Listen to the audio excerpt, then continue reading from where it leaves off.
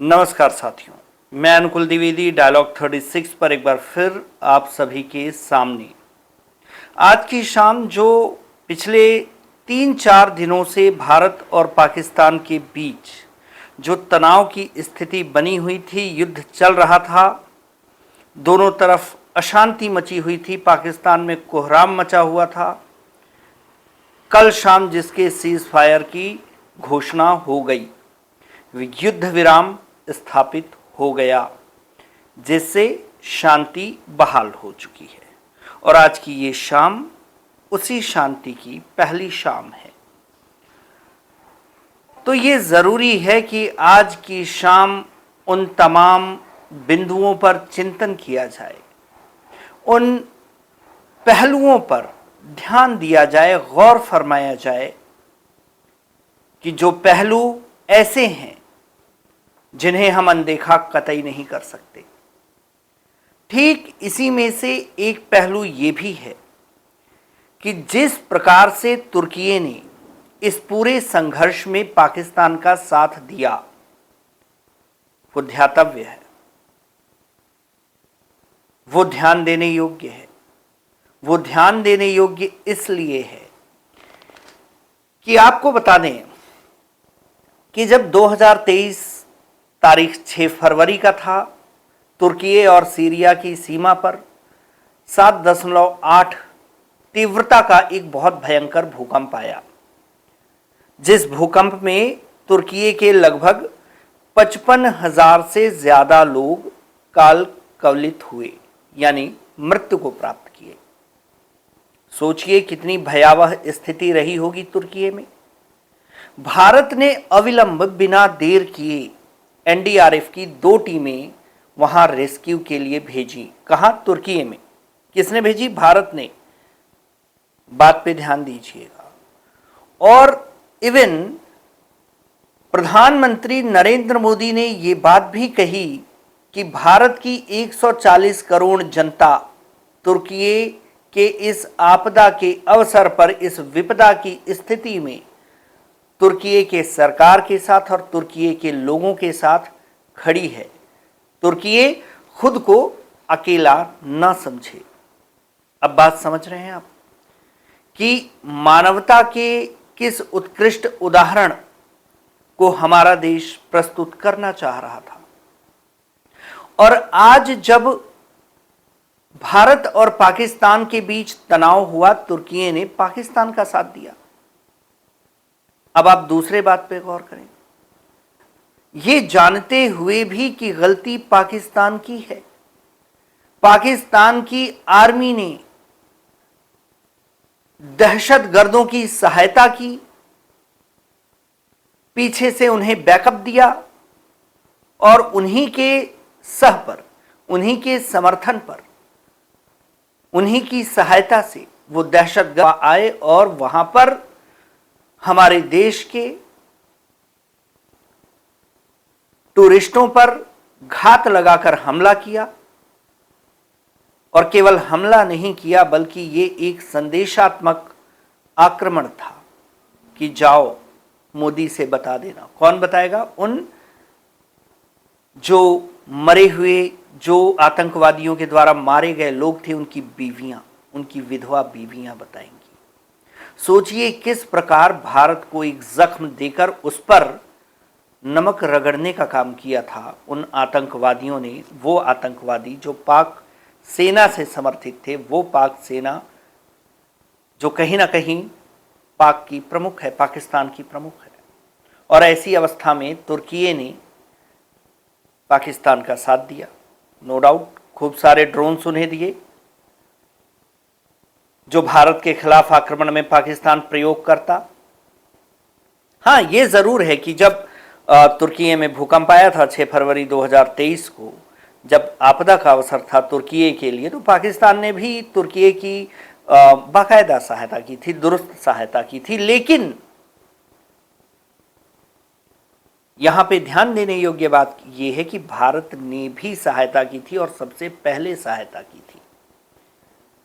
इस बात को ताक पे रख दिया गया कब?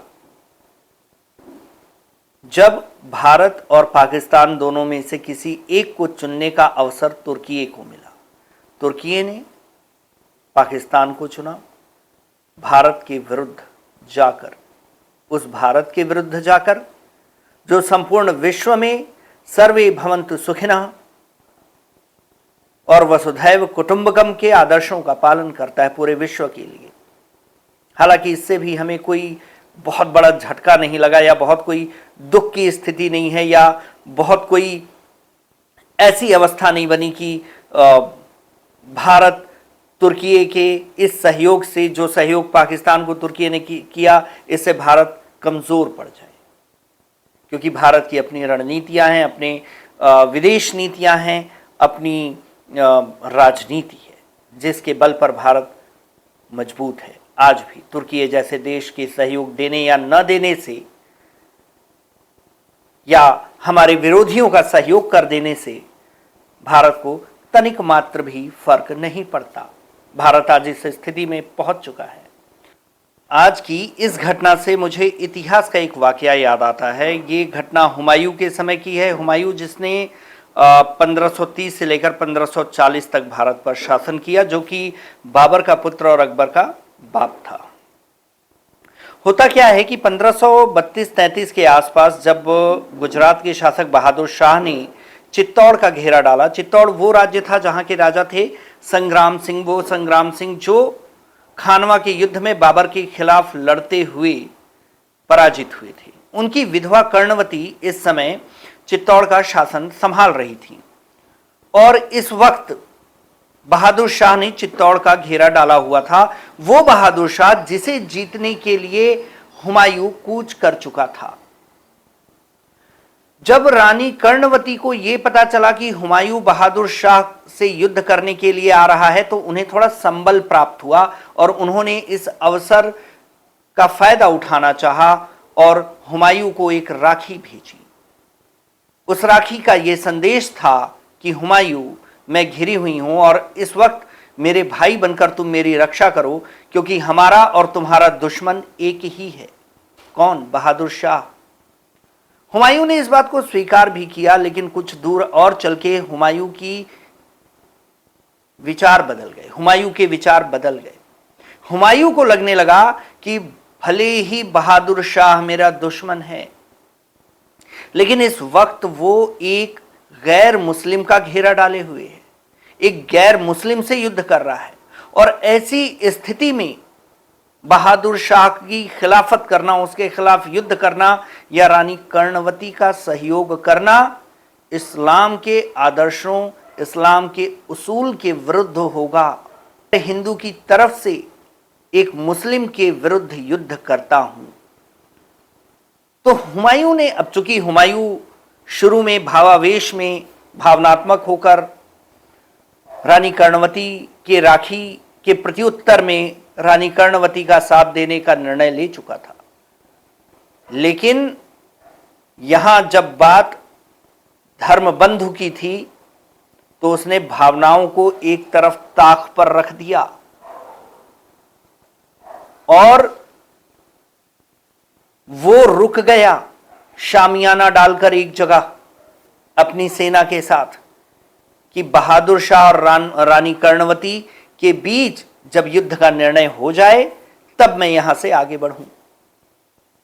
और इस प्रकार उसने रानी कर्णवती का साथ मात्र इसलिए नहीं दिया क्योंकि रानी कर्णवती हिंदू थी। और ये किताबों की बातें हैं, ये मैं अपने मन से कोई द्वेष या किसी के विरुद्ध या किसी विचारधारा को उद्वेलित करने के लिए नहीं बोल रहा हूं। ये इतिहास की सत्यता है। इससे वर्तमान में यदि आप सीख लेते हैं तभी आप एक स्वर्णिम भविष्य की तरफ बढ़ सकेंगे, अन्यथा आपका भविष्य अंधकारमय है। तुर्की की ये घटना याद रखे जाने योग्य है। खैर, जब भी जरूरत पड़ेगी और भारत उसको सहायता करने में समर्थ होगा तो हर उस देश को भारत सहायता करेगा जहां मानवता की हानि हो रही है, जहां मानवता परेशान है, जहां मानवता को एक सहायता की आवश्यकता है। अंतिम स्थिति तक भारत वैश्विक समरसता को बढ़ावा देने के लिए समर्पित रहेगा। बस इन्हीं बातों के साथ जय हिंद, वंदे मातरम।